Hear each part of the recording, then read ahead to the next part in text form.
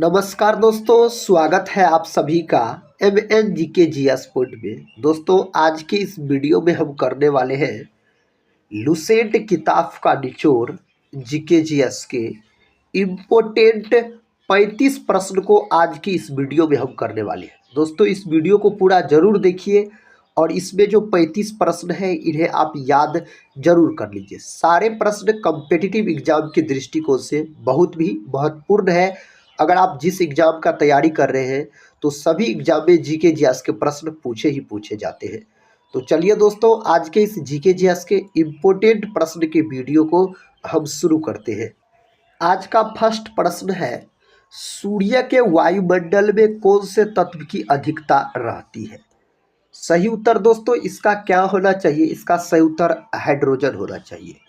सूर्य में याद रखिएगा हाइड्रोजन भी होता है और हीलियम भी होता है, लेकिन साथ ही सबसे अधिक मात्रा में हाइड्रोजन होता है। कितना प्रतिशत? तो 71% के आसपास हाइड्रोजन मौजूद रहता है। ब्रह्मांड में सबसे अधिक मात्रा में अगर पाए जाने वाला तत्व पूछा जाए तो बोलिएगा हाइड्रोजन है। हाइड्रोजन को भविष्य का ईंधन भी कहा जाता है। हाइड्रोजन को आवारा तत्व के नाम से भी जाना जाता है। और हाइड्रोजन के कितने समस्थानिक होते हैं? तो 3 समस्थानिक होते हैं। वायुमंडल में सबसे अधिक मात्रा में पाए जाने वाली गैस पूछा जाए तो नाइट्रोजन गैस बोलिएगा 78% के आसपास पाया जाता है। सल्फर, जिसको साथ ही गंधक कहा जाता है और रबर में मिलाकर रबर को वल्लीकृत किया जाता है सल्फर मिलाकर। कार्बन की संयोजकता 4 होती है। हीरा और ग्रेफाइट कार्बन के अपरूप माने जाते हैं। प्रश्न कहता है, ब्लीचिंग पाउडर का रासायनिक नाम क्या है? ब्लीचिंग पाउडर को और जाना जाता है कैल्शियम हाइपोक्लोराइट के नाम से। ऑप्शन बी सही है, याद रखिएगा दोस्तों, ब्लीचिंग पाउडर। इसका सूत्र अगर पूछा जाए तो बोलिएगा CaOCl2 इसका सूत्र होता है। इसी को ब्रिंजक चूर्ण भी कहा जाता है। ब्रिंजक चूर्ण पूछा जाए या ब्लीचिंग पाउडर पूछा जाए, एक ही बात आप बोल सकते हैं। अगला प्रश्न कर लेते हैं। कहता है, जल में कठोरता किसकी उपस्थिति के कारण आ सकती है? किसकी उपस्थिति के कारण? तो कैल्शियम तथा मैग्नीशियम के क्लोराइड तथा सल्फेट की उपस्थिति के कारण जल में कठोरता की उपस्थिति का कारण आ सकती है। जल का बात करते हैं तो जल का अगर आपसे अणुभार पूछ लिया जाए, अणुभार, तो जल का अणुभार 18 होता है। जल का सूत्र दोस्तों H2O होता है, जल का सूत्र। नेक्स्ट क्वेश्चन कहता है, उंगली के नाखून में विद्यमान प्रोटीन का नाम क्या है? उंगली के नाखून में कौन प्रोटीन होता है? तो कैरोटीन प्रोटीन, याद रखिएगा, नाखून में भी होता है और बाल में भी यही प्रोटीन पाया जाता है। कौन प्रोटीन? तो कैरोटीन प्रोटीन आप बोल सकते हैं। देखिए नेक्स्ट क्वेश्चन, भारत के नए मुख्य चुनाव आयुक्त कौन बने हैं? दोस्तों राजीव कुमार बने हैं। ऑप्शन बी जो है यही सही उत्तर माना जाएगा। इस 4 ऑप्शन में से आप बोल सकते हैं। अगला प्रश्न कहता है, विटामिन ई मुख्य रूप से किसके लिए महत्वपूर्ण है? विटामिन ई जो है यह लिंग ग्रंथियां की सामान्य क्रिया के लिए महत्वपूर्ण है। विटामिन ई को आप बोल सकते हैं जो सौंदर्य का विटामिन भी कहा जाता है। और साथ ही बोल सकते हैं और पुरुष में याद रखिएगा जनन क्षमता हीन हो जाता है विटामिन ई के कमी के कारण। और महिला में याद रखिएगा बांझपन का स्थिति हो जाता है। विटामिन ई का अगर रासायनिक नाम पूछा जाए तो टोकोफेरॉल आप बोल सकते हैं। प्रश्न कहता, रक्तदाब का नियंत्रण कौन करता है? रक्तदाब का नियंत्रण अधिवृक्क ग्रंथि करता है। इसी को एड्रिनल ग्रंथि कहा जाता है। यह ग्रंथि किडनी के ऊपर स्थित होती है। इसकी संख्या पूछा जाए तो 1 जोड़ा यानी 2 है इसकी संख्या। एड्रिनल ग्रंथि से कौन हार्मोन दोस्तों स्रावित होता है? तो लरो उड़ो हार्मोन, याद रखिएगा, कई बार पूछा गया है। थायराइड ग्रंथि का बात करते हैं तो यह मानव शरीर की सबसे बड़ी अंतःस्रावी ग्रंथि है जो कि गले में पाई जाती है। थाइमस ग्रंथि का बात करते हैं तो इसका आकार H आकार का होता है। दोस्तों याद रखिएगा उम्र बढ़ने के साथ यह ग्रंथि लुप्त हो जाती है, थाइमस ग्रंथि। अगला प्रश्न है, बिहार में किस वर्ष तक एनीमिया के प्रसार में कमी लाने की घोषणा की गई है?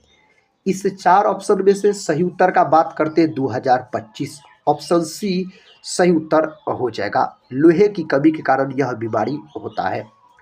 भारत में राष्ट्रीय आय का प्राकलन किया जाता है।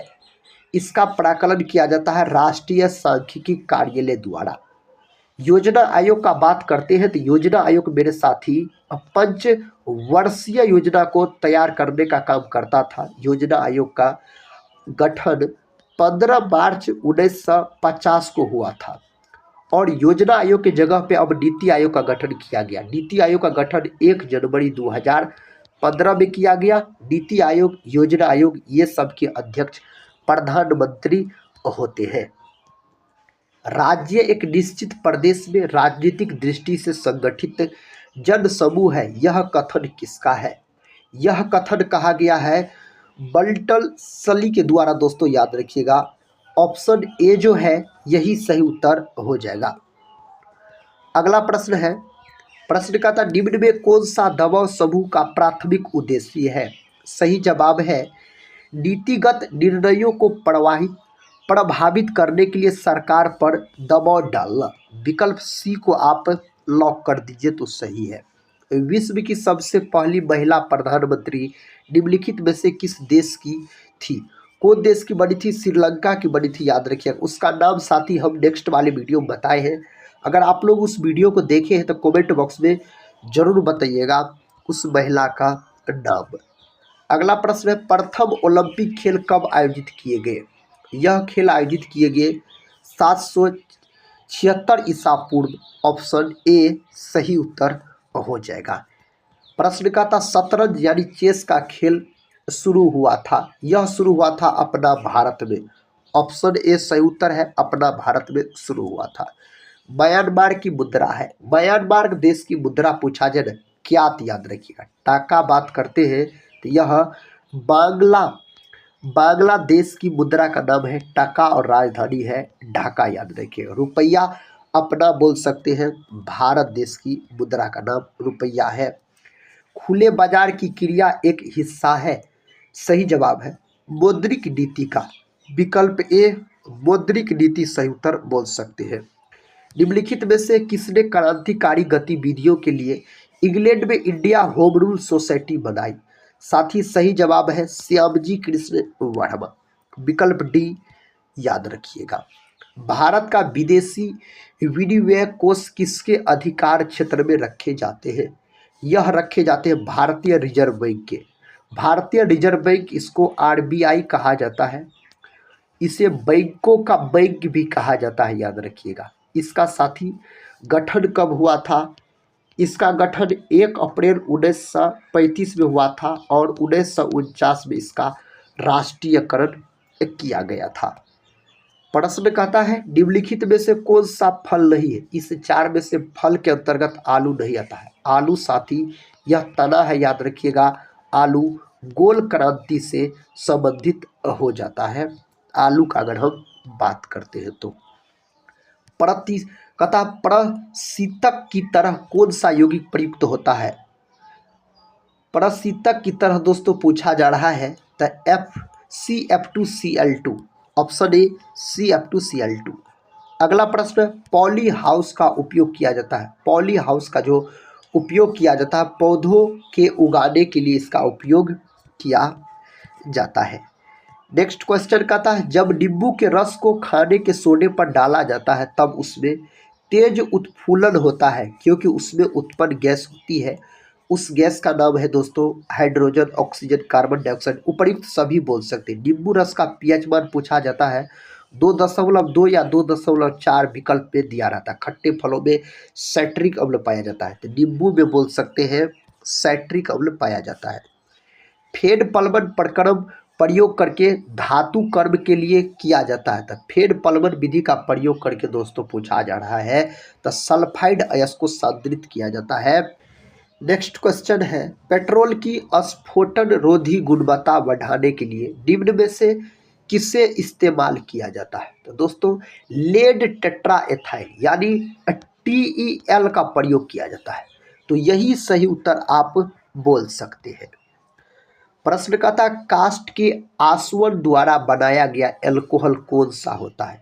इनमें से उस एल्कोहल का नाम है मेथिल एल्कोहल। विकल्प ए जो है सही उत्तर हो जाता है। कौन एल्कोहल साथी? मेथिल एल्कोहल, याद रखिएगा। नेक्स्ट क्वेश्चन का था आषाढ़ का एक दिन किसकी रचना है। यह रचना है मोहन राकेश का। किसका?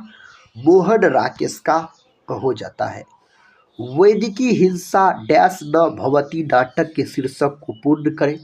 दोस्तों याद रखिएगा, हिंसा हो जाएगा हिंसा हिंसा न भवती। अगला प्रश्न कहता है विशिष्ट उष्मा का एसआई मात्रक। विशिष्ट उष्मा का एसआई मात्रक होता है joule, KG inverse, kilo inverse. Option D जो है यही सही उत्तर हो जाएगा।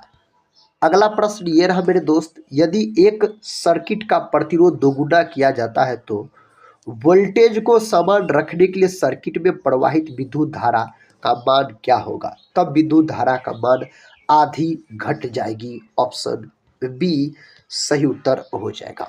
जब एक समान आवेशित गोले के भीतर कोई बिंदु है तो वहाँ विभव भी क्या होगा। वहाँ विभव भी साथी क्या होगा। सही जवाब है उतना ही रहता है जितना सतह पर रहेगा। विकल्प सी को लॉक कीजिए आप।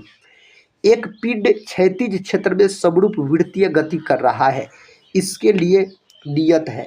इसके लिए दोस्तों नियत है गतिज ऊर्जा। गतिज ऊर्जा को के ई से सूचित किया जाता है। सूत्र पूछा जाए तो हाफ mv², यह गतिज ऊर्जा का सूत्र हो जाता है। अगला प्रश्न कहता है निरक्षेप प्रतिरोध को मापने के लिए निम्नलिखित में से किस विधि का प्रयोग किया जा सकता है। उस विधि का नाम है व्हिटस्टोन ब्रिज विधि।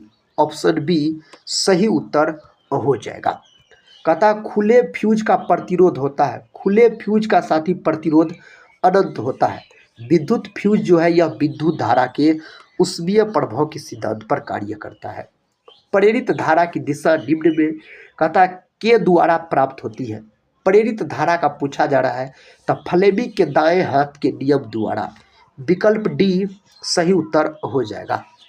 वह तापमान जो नाभिकीय संलयन अभिक्रिया के लिए आवश्यक है उस तापमान है आपको 10⁻7 के, याद रखिएगा। अगला प्रश्न है उप प्रधानमंत्री पद का सृजन दोस्तों बोल सकते आप संविधान के प्रावधानों से हटकर हुआ है। ऑप्शन बी में दिया गया सही जवाब। अगला प्रश्न है वह राष्ट्र का प्रतिनिधित्व करता है परंतु राष्ट्र का नेतृत्व नहीं करता। यह उक्ति निम्न में से किस पर लागू होती है। तो यह लागू होता है राष्ट्रपति पर। राष्ट्रपति का पद जो है यह ब्रिटेन देश के संविधान से लिया गया है।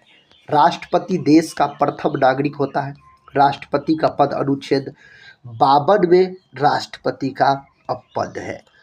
अगला प्रश्न है अर्थव्यवस्था में कहता टेक ऑफ स्टेज से क्या तात्पर्य है। दोस्तों इसका तात्पर्य है अर्थव्यवस्था तीव्र गति से उड़ान भरने लगती है। Option B. और अपना भारत देश का अर्थव्यवस्था जो है यह विस्तृत प्रकार की अर्थव्यवस्था है। अपना भारत देश का अगर पूछा जाए तो आर्थिक सर्वेक्षण प्रतिवर्ष संसद में प्रस्तुत किया जाता है। सही जवाब मेरे दोस्त हो जाता आगामी वर्ष के बजट के प्रस्तुतिकरण के पूर्व।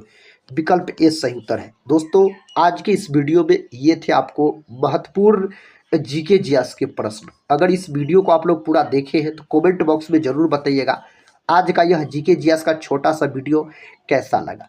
साथ ही अगर टेलीग्राम चैनल से नहीं जुड़े होंगे जरूर जुड़ जाइएगा, जिसका लिंक इस वीडियो के डिस्क्रिप्शन बॉक्स में दिया गया है। और दोस्तों टेलीग्राम चैनल से जरूर जुड़ जाइएगा। चैनल पे पहली बार विजिट कर रहे होंगे तो चैनल को सब्सक्राइब कर बेल आइकन को प्रेस जरूर कर लीजिएगा। इस चैनल से मेरे भाई आपके एग्जाम में जरूर मदद मिलेगी। तो आप लोग पढ़ते रहिए और अपने एग्जाम की तैयारी को मजबूत बनाते रहिए। हम मिलते हैं नेक्स्ट वाले वीडियो के साथ। तब तक के लिए जय हिंद, जय भारत।